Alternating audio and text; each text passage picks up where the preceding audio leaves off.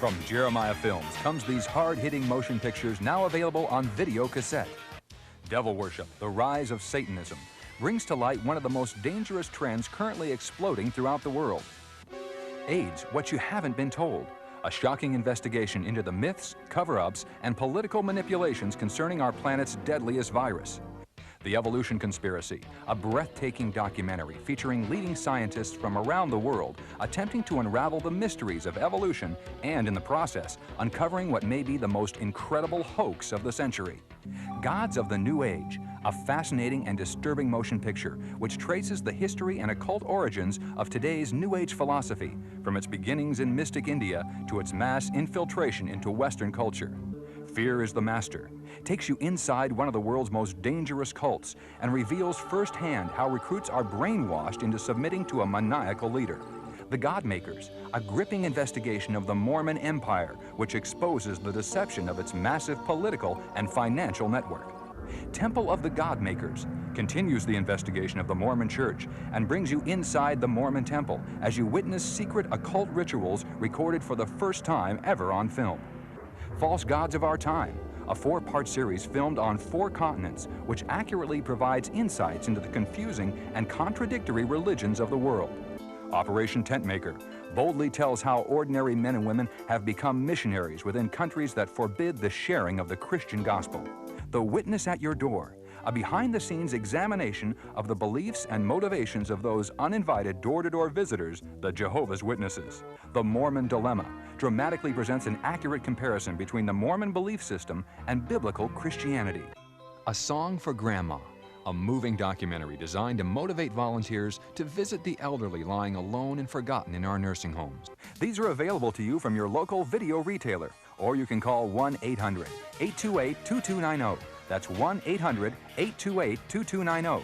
California residents call 1-800-633-0869. Call today.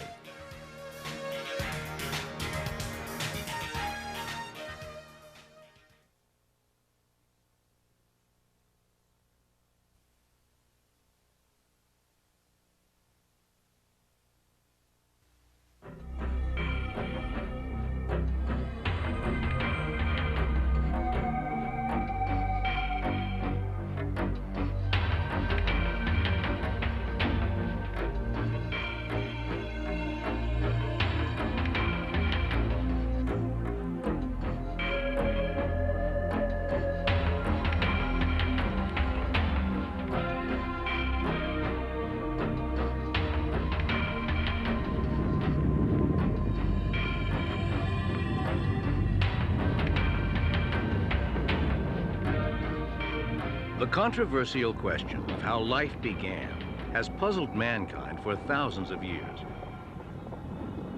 There are 2 schools of thought.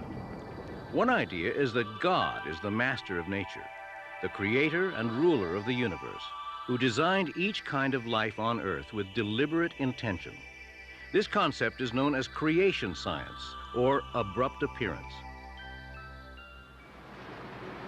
An opposing view, which is predominant in today's society and scientific community, is known as evolution.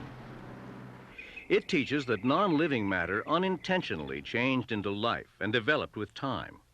Single-celled forms progressed into more complex multi-celled forms, resulting in the ultimate development of man. The principles of evolution influence every aspect of our society. Around the world, prestigious museums display evolutionary perspectives. National parks and historical sites have become showcases for evolutionary information. Science magazines, geography and natural history publications, children's books, and TV specials present evolution to the public as fact. Many of today's most popular films, amusement parks, and even breakfast cereals promote evolutionary concepts to eager audiences. Textbooks that develop evolutionary theories are compulsory reading for public high school, college, and university students. Evolution has become the foundation for most scientific disciplines, including paleontology, geology, biology, and astronomy. The aim of many scientists is to eliminate supernatural explanations and provide naturalistic answers. Consequently, many must reject God's supernatural intervention in a miraculous creation.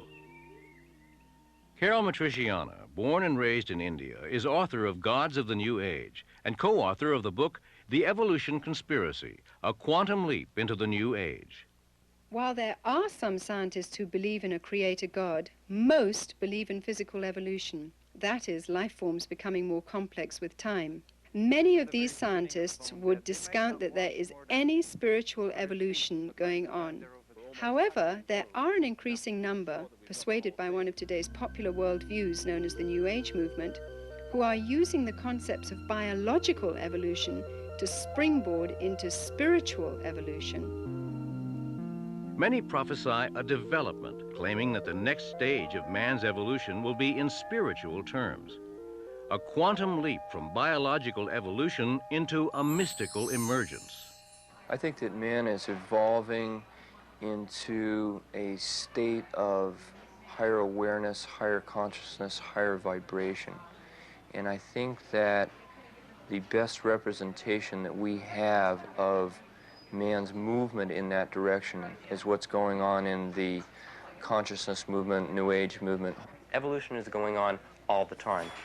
Many people believe, and I believe, that the purpose of life is to grow, and that you grow as much as you can in each lifetime. And of course, we believe in reincarnation. The parallel ideas of reincarnation and evolution have always been closely linked to the occultic beliefs of many of the world's pagan religions. But during the mid-19th century, this philosophy was suddenly given scientific respectability worldwide by an Englishman, Charles Darwin, who has become known as the father of evolution. The majority opinion of the day held to the biblical account of a creator God who intentionally designed each basic form of plant and animal. Although raised a Christian, Darwin rebelled against this idea and in his theory saw a way to formulate a process without a creator. This is the home of Charles Darwin between 1842 and 1882. It's in this study that Charles Darwin produced his great works. In fact, he used to sit in this chair. It's here he wrote his famous On the Origin of Species, published in 1859. Charles Darwin is a giant among men in modern world because he developed the theory of evolution, which transformed the scientific world. The theory of evolution by natural descent was in vogue long before Darwin's time. What Darwin did was provide a rational explanation of how it might have operated. So rational indeed that many people said, why didn't I think of that? Many people felt most comfortable. As far as Darwin was concerned, he was their hero. He provided the explanation that they were seeking. Modern science was born in 1620 when Lord Bacon wrote Novum Organum. Between 1620 and 1860, most scientists believed in the creator and in the creation of man. Today, few scientists believe in creation or a creator. What happened? Who were some of the molders of the modern mind? Standing here by Thomas Huxley in the Museum of Natural History. He's been called Darwin's bulldog because he took the theory of Darwin and gave a forceful presentation of it. Huxley believed that you could explain everything in nature apart from the creator by pure natural laws. We have to remember that after all, creationism was what everybody thought not all that many years ago. And creationism was overthrown in the scientific community by evolutionary thinking. For the most part, Darwin's book was considered blasphemous by the average person in England at that time. Karl Marx, an atheist and the originator of communism, was delighted to find a scientific rationale in the theory of evolution, which he claimed gave validation to his new philosophy. Marx admired Darwin, and the two communicated and corresponded. In appreciation, Marx even attempted to dedicate his greatest atheistic work, Das Kapital, to Darwin. there were communists of the day, and Karl Marx was one of these, who saw Darwin's theory as giving scientific credibility to what was previously merely a philosophy. The philosophy of socialism, the philosophy of communism, it all became scientific and credible with Darwin's theory. Roger Oakland is a former evolutionist and biology instructor and is co-author of the book, The Evolution Conspiracy, A Quantum Leap into the New Age. When the communists took over Yuanling province of China, the entire population was forced to attend propaganda classes.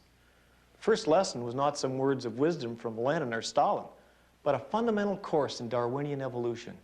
One of my former graduate students turned to communism. He was brought to Moscow for training. What do you think they taught him? Lenin, Marx? No. For 2 years, they sat him in a library and taught him nothing but evolution, identifying it as the foundation of communism. Without evolutionism, there can be no Marxism, no Leninism, no secular humanism, unless the universe created itself, unless man is God, unless there is no creator. None of these philosophies will stand. The people who have devised the concept of evolution, starting with Charles Darwin himself, and even before him, have come up with a concept that starts with a vacuum. And then there was an explosion in that vacuum called the Big Bang that created the Milky Way galaxy with up to 200 billion stars, all circulating in intricate precision, the result of that explosion. And it gets all the way up to man without God getting into the act anywhere along the line. That is really the way it is taught in all of our public schools today. Darwin's whole purpose was to explain all of life without design and purpose, without the need for a creator, by purely mechanistic or natural processes. Luther Sunderland, former aerospace engineer and author of the book Darwin's Enigma. Now, what is this materialistic or natural explanation for evolution? It says that on the early Earth, in a soupy ocean, some chemicals got together and formed spontaneously the first living cell.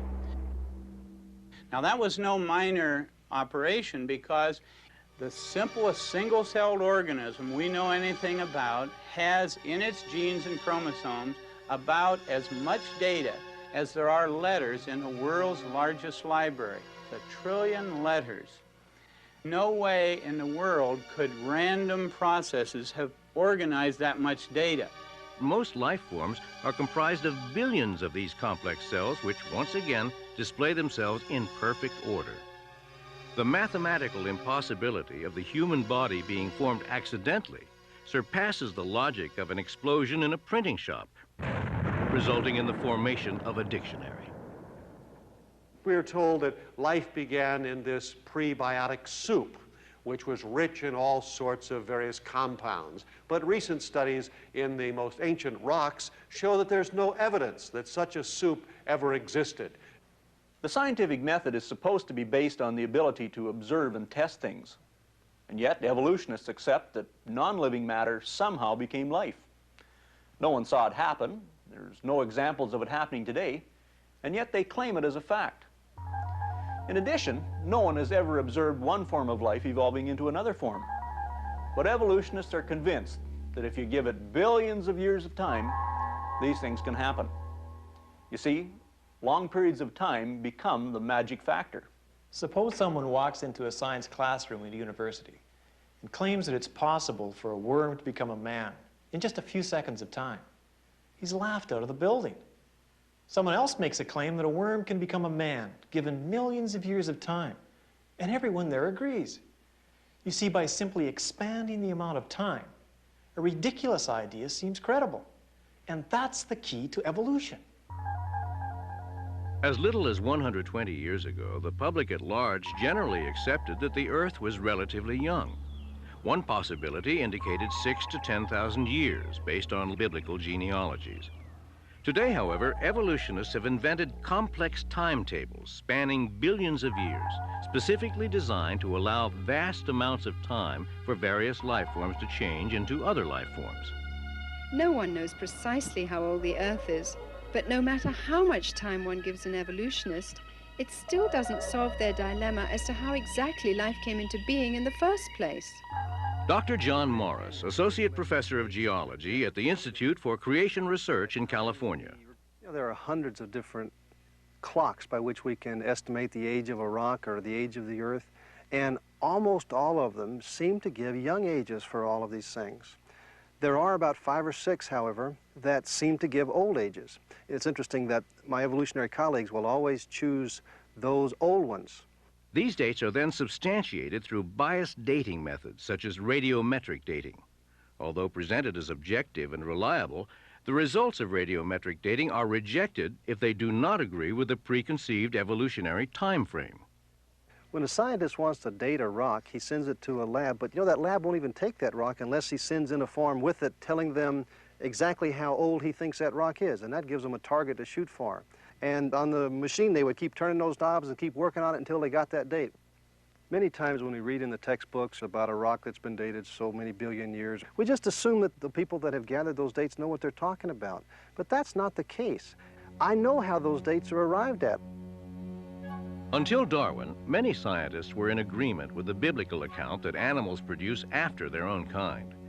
But as the evolutionary perspective was given more authority, scientists were under pressure to prove Darwin's hypothesis and explain how life forms could possibly have changed from one form into another.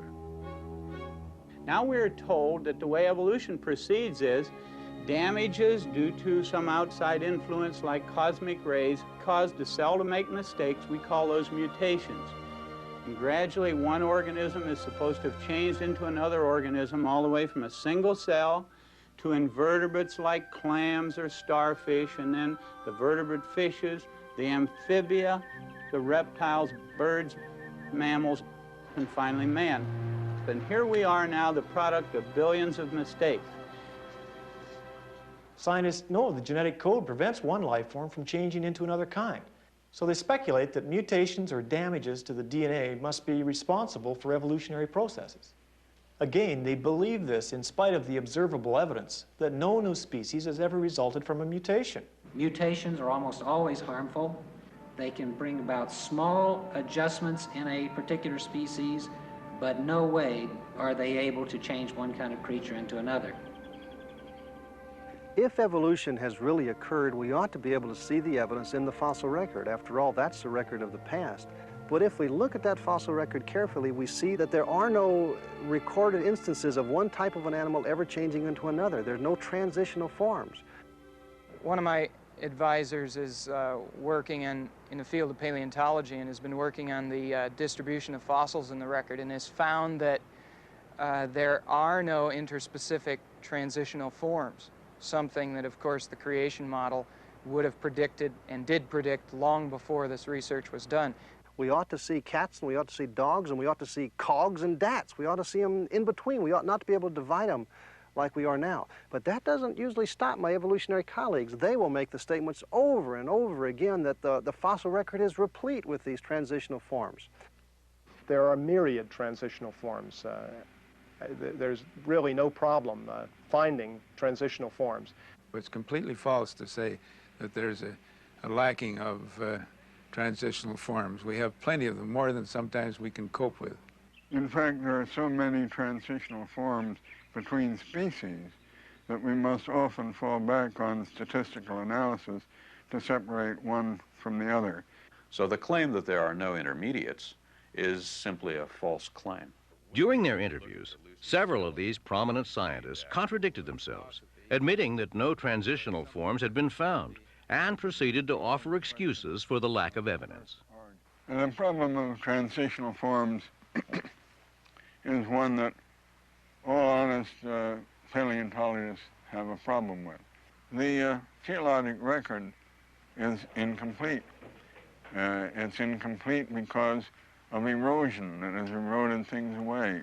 One of the things that also makes it a little more difficult in the fossil record is the rapidity with which evolution acts in very short bursts.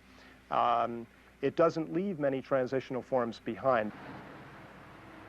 Let's go to the British Museum of Natural History, to the man who wrote the book there on evolution, Dr. Colin Patterson. I wrote to Dr. Patterson and asked him why he didn't put a single picture of an intermediate form or a connecting link in his book on evolution. Dr. Patterson now, who has 7 million fossils in his museum, said the following when he answered my letter, quote, "I fully agree with your comments on the lack of direct illustration of evolutionary transitions in my book. If I knew of any, fossil or living, I certainly would have included them," unquote. Later he said, "I will lay it on the line. There is not one such fossil for which one might make a watertight argument." Since Darwin's time, evolutionists have aggressively searched for vital fossil evidence to support the idea that life forms evolved. Even Darwin admitted that his own theory was worthless speculation without invaluable fossil proof for transitional forms. In collaboration with evolutionists, oil companies have drilled wells throughout the world, examining layers of the Earth to depths in excess of 5 miles. Of the millions of fossils unearthed, not one sample of a transitional form has been discovered. Over the years, the research of geology and archaeology have also failed to produce evidence that supports evolution's claims. In Darwin's time, there was not a single example of anything that has come to be known as a missing link. In fact, it was not until almost the time of his death that a fossil bird was discovered in Bavaria, I believe. It was named Archaeopteryx. That was, for all intents and purposes, intermediate between reptiles and birds. That was a triumph of his hypothesis. Archaeopteryx, classified today by many paleontologists as a true bird, not a reptile-bird intermediary, was the first of a number of deceptive schemes promoting evolutionary ideas. Evolutionists misdated and misidentified this extinct bird, presuming it to be the missing link between reptiles and birds. The best example of a transitional form that my evolutionary friends usually give is Archaeopteryx, a supposed link between the reptiles and the birds. Recently, another bird has been found dated by evolutionists to be 75 million years older than Archaeopteryx. So therefore, Archaeopteryx could certainly not be the ancestor of the birds. Actually, evolutionists don't have any idea how the reptiles evolved into birds. They don't have any of these transitional forms. But that doesn't stop them. You pick up any book on evolution, and Archaeopteryx is still presented as the best evidence. Archaeopteryx here is a good example of a transitional form because it shares characters which we ordinarily think of being typical either of birds or dinosaurs. Archaeopteryx is right halfway between, and it's for this reason that many of us are inclined to call birds reptiles. The next time you have a Thanksgiving dinner, you can tell people that you're eating dinosaurs. Reptiles are supposed to have converted their scales into feathers. Now, a scale in a reptile is nothing but a fold in the skin. Now, how in the world could a fold in the skin have ever been frayed out into the intricate design of a feather? There's never been anything found intermediate between the fold in the reptile skin and the feather of a bird. In the evolution of flying creatures, an animal's forelimb, good for walking or climbing, must have gradually changed into a wing. We have never found any fossils that showed this in-between structure. I suspect that such a creature, long before he had a good wing, had a lousy forelimb, and he could neither have walked nor flown. The whole idea is ludicrous. Because no fossil records exist to confirm evolutionary assumptions, dubious artworks are relied upon and exhibited as fact. Misleading artistic interpretations depict fish magically growing legs and changing into amphibians. Extinct deer-like creatures mysteriously turning into horses, and monkeys becoming humans. Where non-existent transitional skeletons are needed to prove a point, skilled craftsmen substitute plastic and wooden models. I'm very concerned about the way our museums present evolution as though it were a proven fact. And actually, false information is being presented. You see, since the museums don't have the transitional forms, they have to make them up out of thin air. The November 1980 edition of Science Digest shows a drawing of a whale with legs as an evolutionary link between whales and cows. But the only fossil evidence for this mythological transition is a skull and several teeth, no leg bones. Niles Eldridge at the American Museum said, You're only limited by the credulity of your audience and your own imagination in making up these stories of what changed into what and what the intermediate forms were.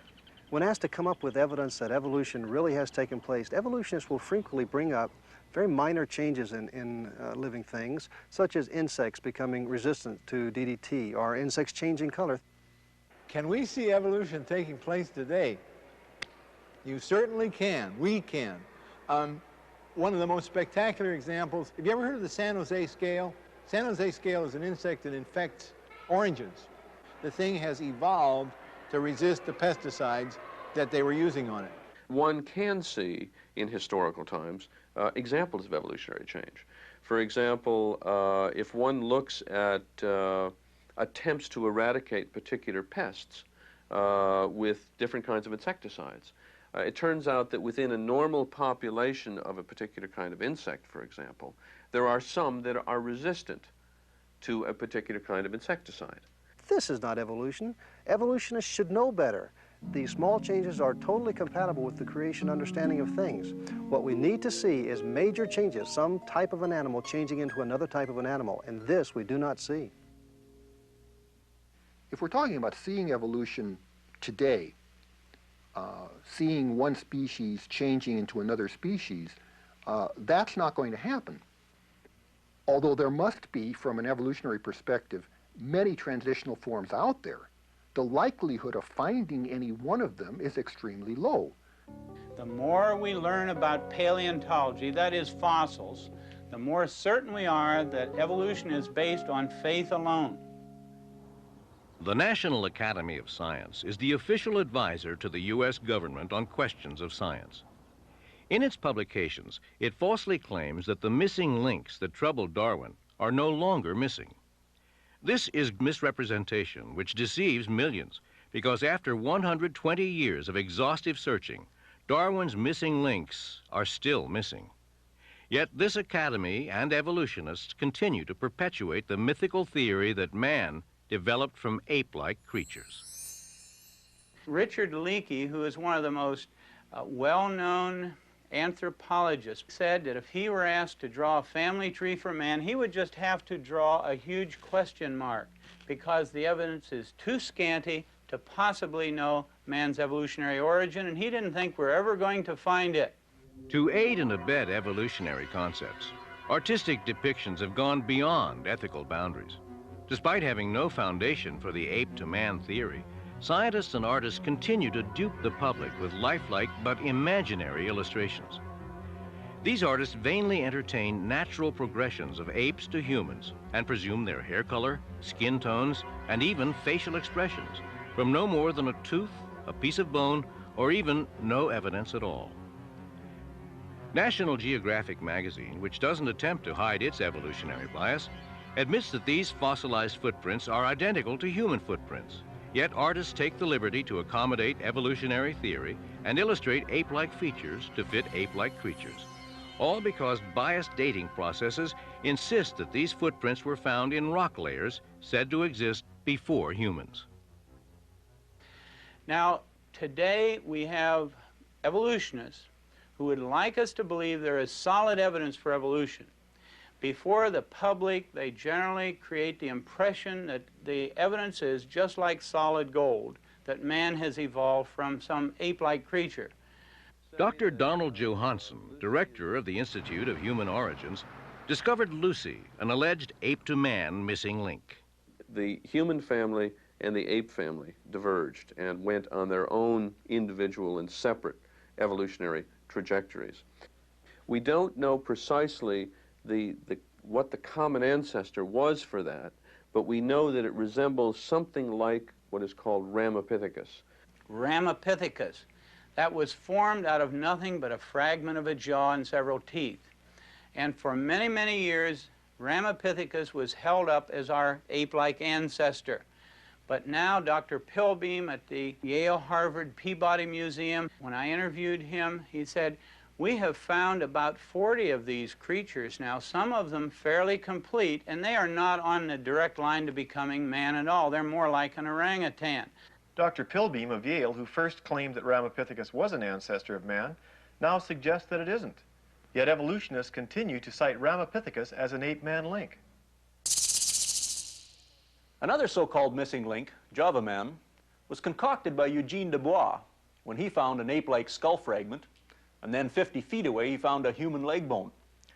However, just before he died, Dubois confessed that he'd also found 2 human skulls at this same location, and he admitted that the skull fragment belonged to a gibbon and not to an ape man. Homo erectus is probably best known as Java Man.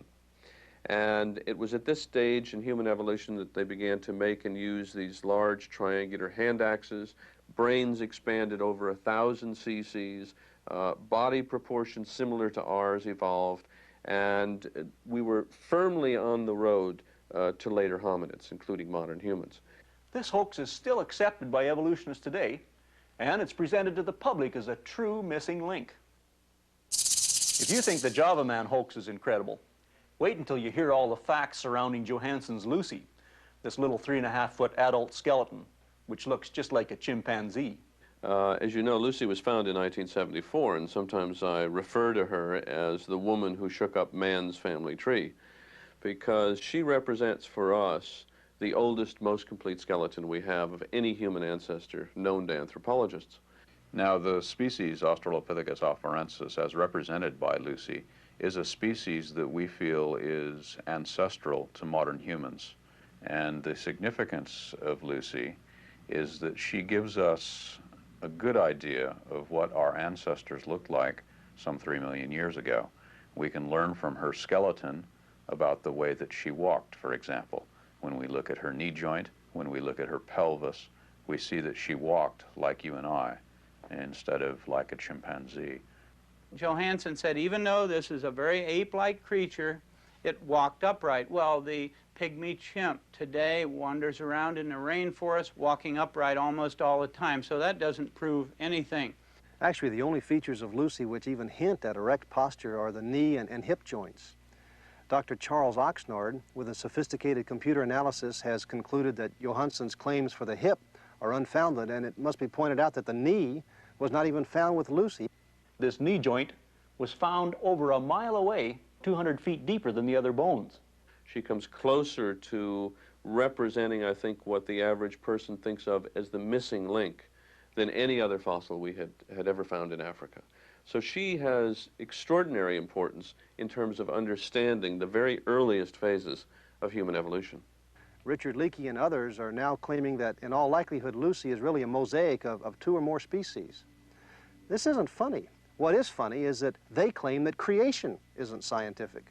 The next thing back was Piltdown Man.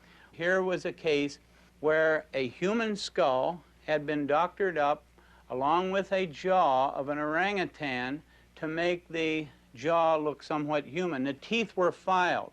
It turned out to be a pure fraud. Piltdown Man was a purposeful fraud, and it fooled the world's greatest evolutionists simply because they so much wanted to believe that there was some evidence for evolution. Neanderthal man was originally found in the Neanderthal Valley of Germany. These creatures, almost all looked very modern, but several of them, 2 or 3, had a very stooped-over, brutish appearance. Now, however, 2 scientists have gone over to the museums in Europe from Johns Hopkins University, got these bones out of the museums and x-rayed the ones that had a very stooped-over appearance. And lo and behold, they discovered that the stooped-over creatures had rickets or some vitamin D deficiency disease, such as arthritis. They have reclassified the Neanderthals from a separate species, now put them back into Homo sapiens, the same as modern man. Now, Nebraska man consisted of nothing but a single tooth. And around this single tooth, pictures were drawn showing an ape-like creature that had evolved into man. It turned out later that this tooth was nothing but the tooth of an extinct pig. And this is a case now where a pig made a monkey out of an evolutionist. I think man has always been man. The scientific evidence shows this, and this, of course, is very consistent with the account of creation that is presented in the book of Genesis. Behind closed doors, or occasionally when speaking very candidly, the evolutionists admit there is really no evidence that man evolved from the apes.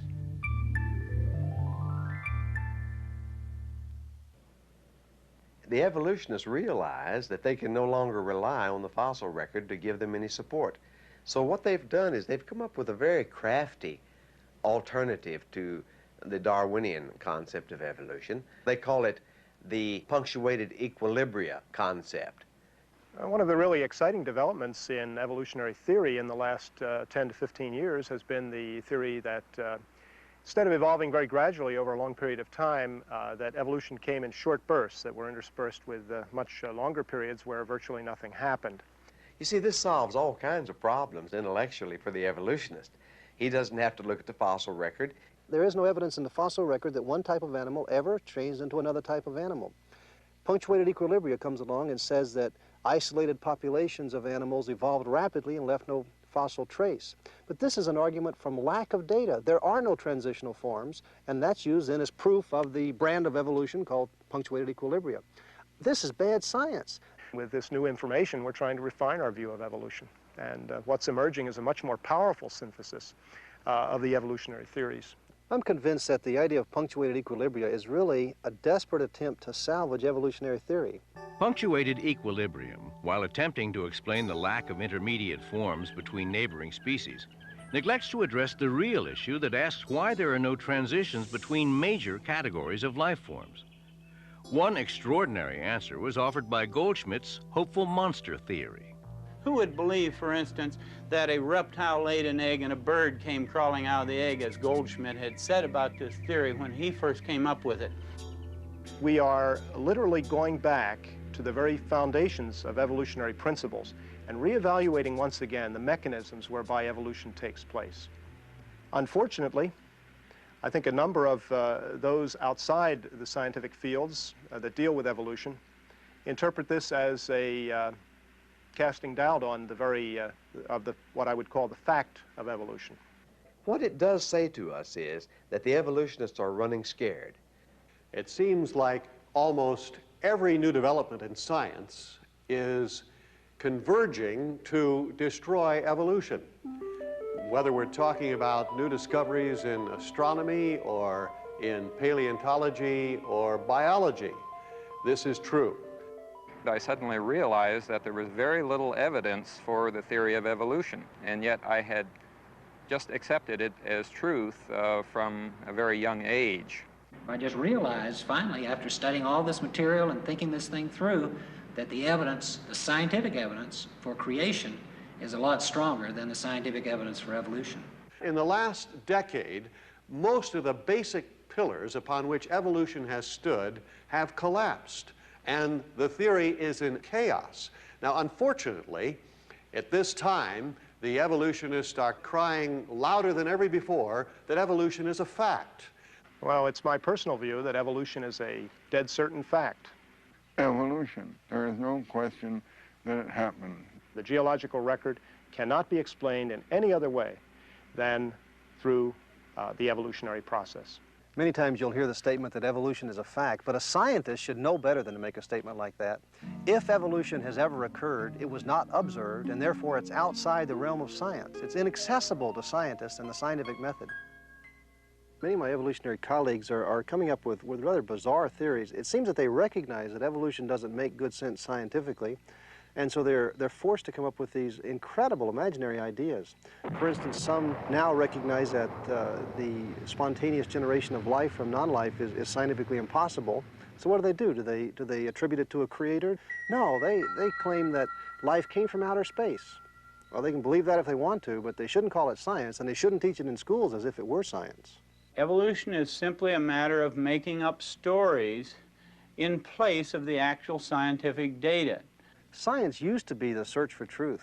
Now it seems it's deteriorated into the search for a believable story. The scientist who can make up the most plausible sounding story and can get it printed or get the media to tell about it, he is the one that becomes famous.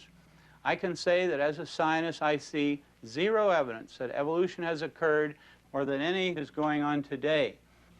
One scientist I spoke with said that even if evolution is not true, there's no way it could ever be retracted because it had gone too far. Millions of textbooks would have to be reprinted, and museums all over the world would have to tear down their exhibits. Society would never trust science again. In July of 1925, the trial of the century took place in Dayton, Tennessee. For the first time in educational history in this land, the concept of a creator was totally challenged.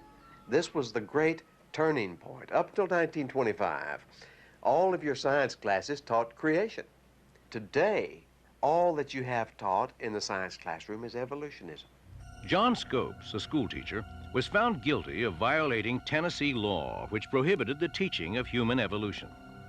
Less than 10 years later, by 1933, the Humanist Manifesto was signed by a small but powerful group of people presenting themselves as a non-profit religion. Their religion was humanism, and it swept through the educational system through the zealous pursuits of John Dewey, a socialist and first president of the American Humanist Association. Today, public schools are the seminaries for Dewey's religion of humanism, and its doctrine of evolution dominates the educational system. Now, today we do have religion being taught in our public schools. The fundamental tenet of humanism, for instance, as listed right in the Humanist Manifesto, tenet number 1, religious humanists regard the universe as self-existing, it was not created.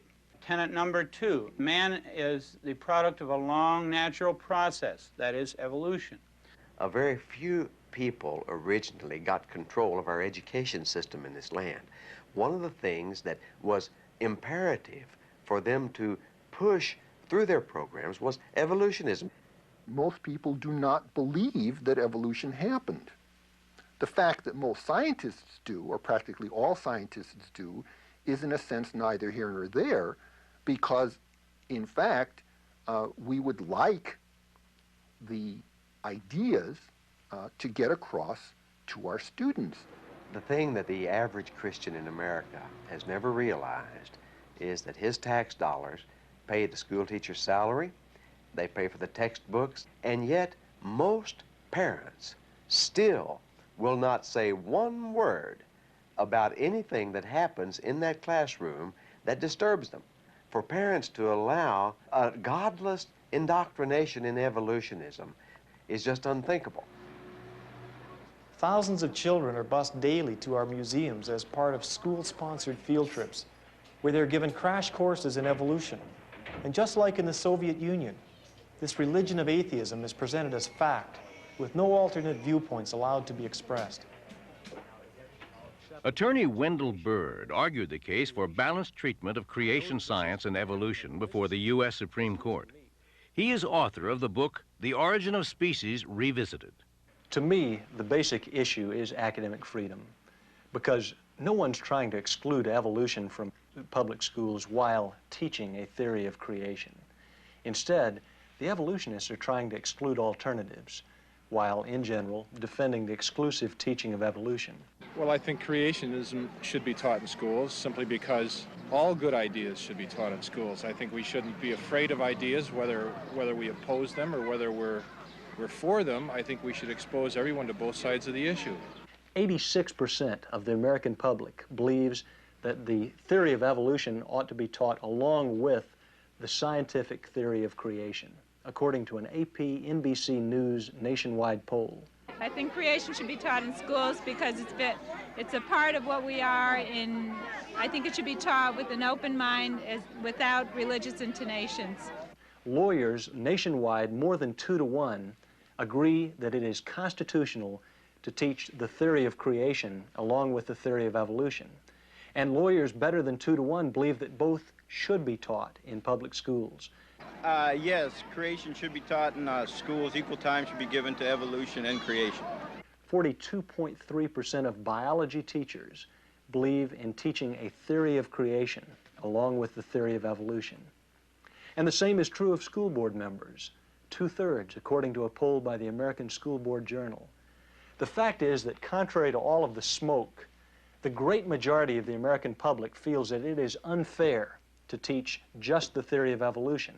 No more than 6% have ever wanted only evolutionism taught, but there is such total domination and control in the scientific community that we still are placating the 6% of the people in this land who believe there is no God and believe that the universe created itself.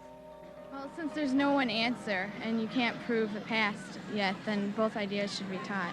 The only fair approach is to let the children hear all of the scientific information and make up their own minds. Should other concepts of how life got started be taught in the public schools? I don't think creationism should, because creationism is a thinly disguised religious doctrine, which has got no place in the separation of church and state.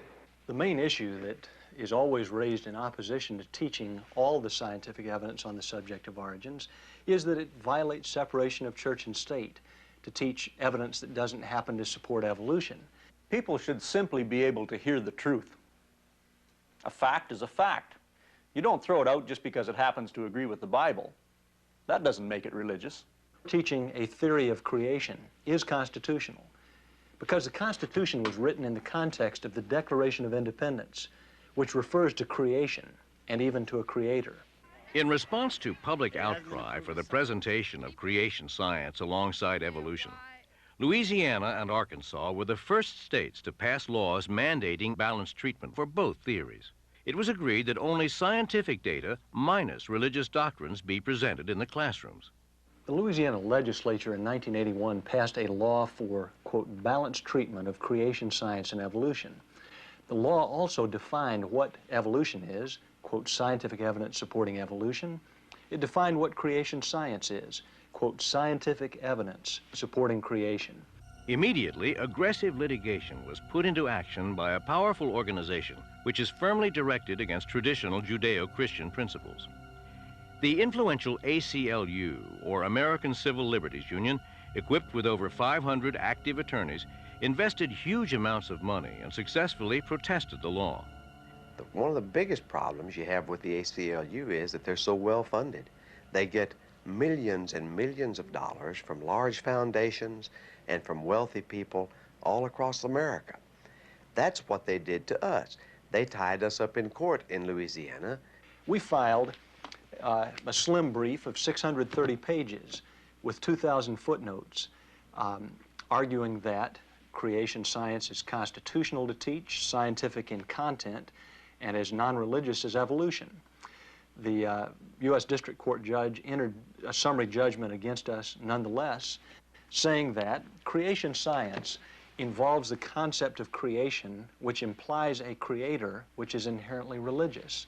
The ACLU was able to convince the Supreme Court that creation science was basically religious. The court violated the Constitution by redefining the First Amendment author's intention, which is against favoring any one religion above another. In their decision, the Supreme Court favored naturalistic evolution, a belief of religious humanists. Despite overwhelming scientific evidence supporting creation science, the court ruled that creationism should not be given mandatory status in public schools, but could be taught alongside evolution at the teacher's discretion. Irresponsible and slanted journalism labeled the case as religion versus science and falsely reported that creation science had been banned from the classroom. The U.S. Supreme Court did not say that any teaching of a theory of creation is unconstitutional. It specifically reaffirmed the right of teachers to teach all the scientific evidence on the subject of origins.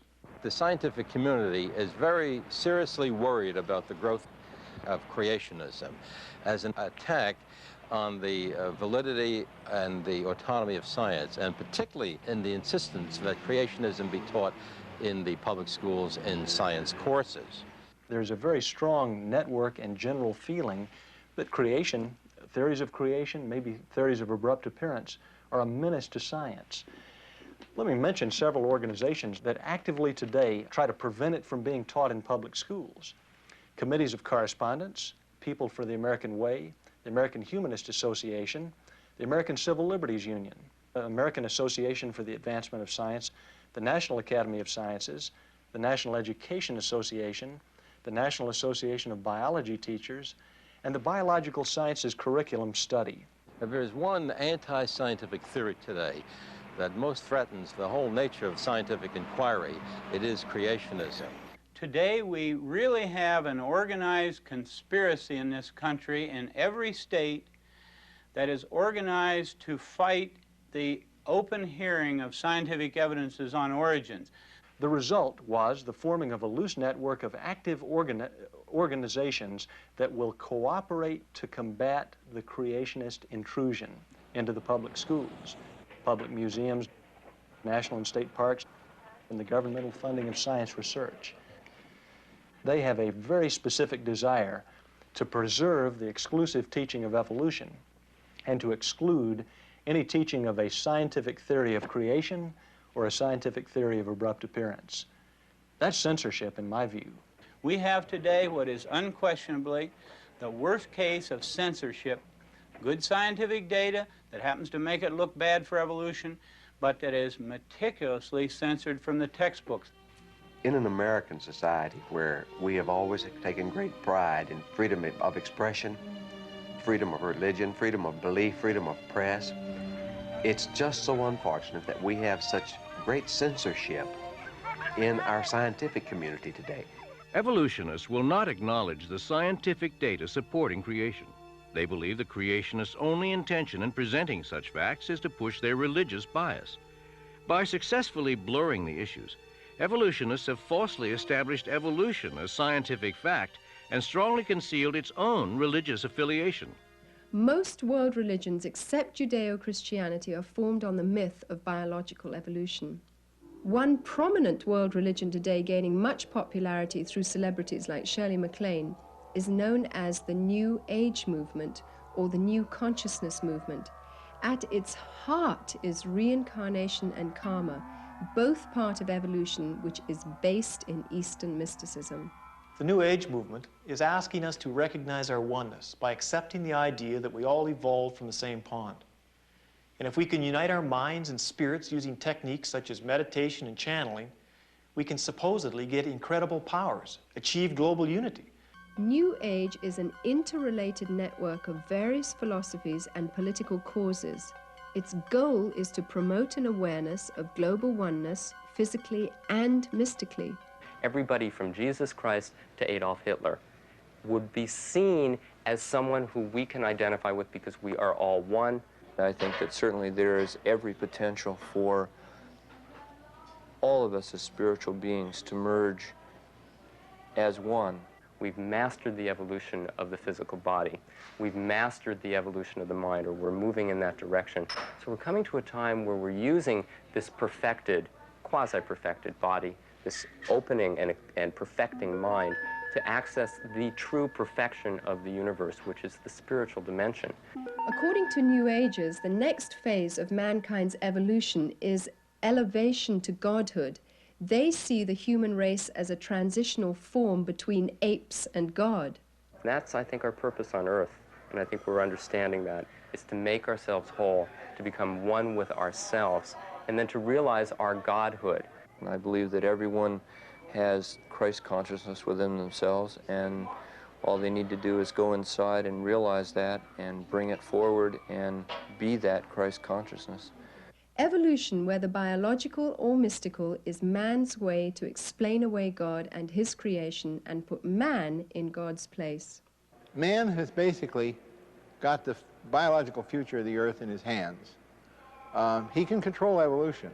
We're in a time now where man is literally taking control of his own evolution, taking control of where mankind goes, both individually and collectively. I believe that the New Age movement is heading into the mainstream of American consciousness, and I think that it's going to get there by exposure in the mass media. The ideas, the concepts, the principles, the psychology, the spirituality. I think that this is a movement that will go all the way around the earth and ultimately serve as a vehicle to transform levels of consciousness that will allow us to live in a more natural, harmonious way with the elements and with the universe. This mushrooming philosophy should be a burning concern for Christians to try and understand so that they can become effective Christian witnesses. Not only is God's character at stake here, but his truth and morality.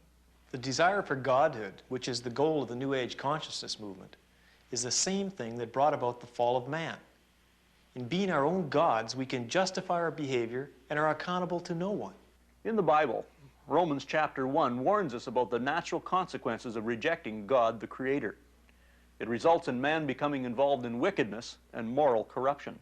As a result of the work of evolution, unbelief and skepticism are rampant in our society, and the moral and ethical effects have been devastating.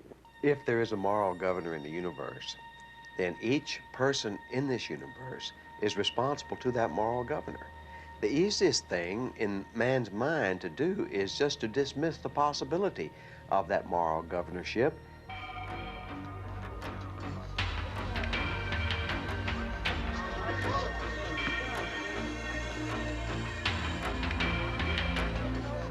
Adolf Hitler used the Darwinian thesis of natural selection, the survival of the fittest, to weed out who he considered to be the inferior strand of humanity. He brutally tortured and killed 12 million people, 6 million Jews and 6 million non-Jews.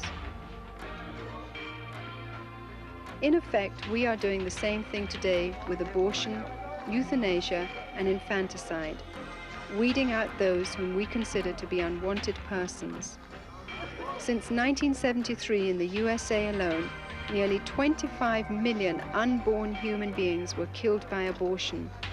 That is one baby every 20 seconds. If we deny that man is created in the image and likeness of God, then we lose the dignity and purpose of life. If we agree with the evolutionary premise that we are no more than evolved animals, then humankind loses all moral perspectives. People don't want to take responsibility for their actions. They don't want God looking over their shoulder. Evolution is nothing more than an elaborate path one takes to run away from God. I stopped running and gave my heart to Jesus Christ, and all the scientific facts I'd been struggling with fell into place. We can either choose to look to evolution for the answers, or we can choose to consider an alternative. Just look at the vastness of the universe with its galaxies, solar systems, the planets, all circulating in perfect precision. There are more stars than grains of sand in all the world. Just think of the complexity of life, the intricacies of the eye, the ear, the heart, or the human brain. Is it logical to assume it all happened by random chance? Or was there an awesome creator and designer behind it all? The Bible says that man is without excuse because all around him he can see through the evidence of nature the mighty workings of a creator God.